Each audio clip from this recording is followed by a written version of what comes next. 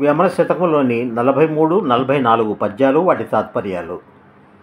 ఆశ చేత మనుజు ఆయువు కలనాళ్ళు తిరుగుచుండ్రు భ్రమను తిప్పలేక, మురికి భాండమందు ముసరు నీగల భంగి విశ్వదాభిరామ వినురవేమ. ఆయువు ఉన్నంత కాలము మనుష్యులు ఆశ వదలలేక కాలము గడుపుచుందురు. మురికి కుండలో ఈగలు ముసిరినట్లే వారు సంచరించుదురు. నీళ్లలోన మీను నెరమాంసమాశించి